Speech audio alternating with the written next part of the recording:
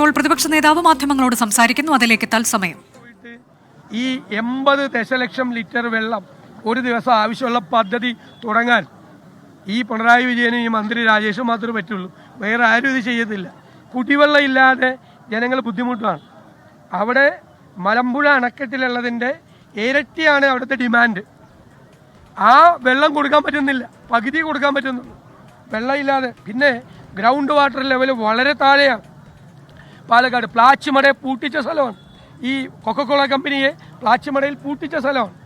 അവിടെ കൊണ്ടുപോയി 80 മില്യൺ ലിറ്ററാണ് ഒരു ദിവസം ഈ കമ്പനിക്ക് വേണ്ടത്. 80 മില്യൺ ലിറ്റർ എവിടെ നിന്ന് കൊടുക്കാനാ? അപ്പം ആരാണ് ഇതിൻ്റെ അകത്ത് ഗൂഢാലോചന നടത്തിയത്? ഘടകകക്ഷികൾ അറിയാതെ ആരാ നടത്തിയത് ഒക്കെ പുറത്തു വരും. ഈ നെന്മാറയിൽ പോലീസിനെതിരെ വലിയ വിമർശനമാണ് വരുന്നത്. പ്രതിയെ തെരഞ്ഞപ്പോൾ പരക്കം നടക്കുകയാണ് പോലീസ്. അല്ല, എത്ര പരാതി പ്രതിയെക്കുറിച്ച് ഉണ്ടായിരുന്നു? എത്ര പ്രതിയെക്കുറിച്ച് പരാതി ഉണ്ടായിരുന്നു?